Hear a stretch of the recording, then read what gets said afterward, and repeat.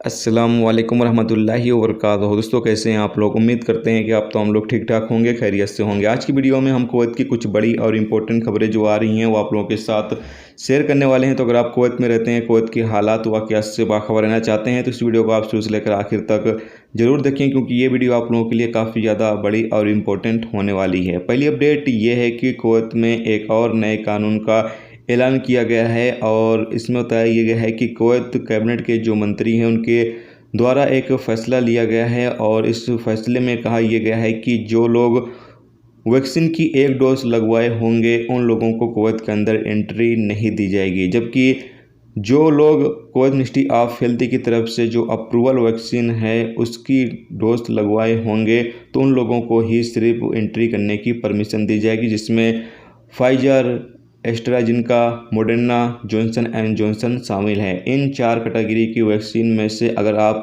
किसी एक वैक्सीन का दोनों डोज कंप्लीट कर चुके हैं तो आप लोग जो है वो कुवैत में एंट्री कर सकते हैं, इसकी परमिशन आपको दी जाएगी। याद रहे कि इंडिया में जो कोविशील्ड की वैक्सीन है उसको भी लगाकर आप जो है वो कुवैत के अंदर एंट्री कर सकते हैं, लेकिन एक डोज लगवाकर आप एंट्री नहीं कर सकते हैं। ज़रूरी है कि आपका दोनों डोज लगा होगा तो उसके बाद ही आप कुवैत के अंदर एंट्री कर सकते हैं। आपकी जानकारी के लिए बता दें कि जो जॉनसन एंड जॉनसन है उसकी एक खुराक लेने के बाद भी लोग जो है वो कुवैत के अंदर एंट्री कर सकते हैं। बाकी जो 3 तरह की वैक्सीन है उसका दोनों डोज कंप्लीट होना ज़रूरी है।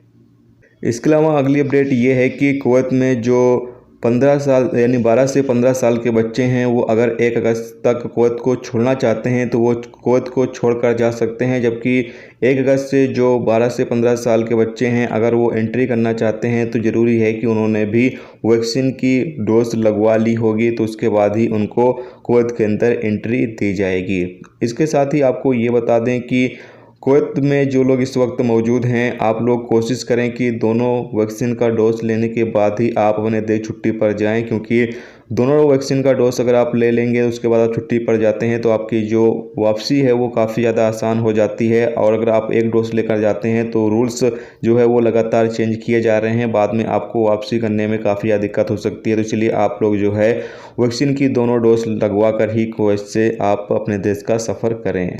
इसके अलावा अगली अपडेट ये है कि कुवैत में जो सफाई कर्मचारी या सफाई कंपनियां हैं उनमें जो काम करने वाले कर्मचारी हैं उनके सैलरी में देरी हो रही है और इस मुद्दे को जो है वो कुवैत म्यूनसिपैलिटी की जो टीम है वो जल्द ही हल करने के लिए जो है वो कोशिश कर रही है और इस हवाले से बैठक की गई है, मीटिंग की गई है और कहा यह गया है कि जो सफाई कर्मचारी हैं, वर्कर्स हैं, उनकी जो सैलरी है उस मुद्दे को जल्द से जल्द हल किया जाए और उनको सैलरी जो है वो टाइम पर मिले।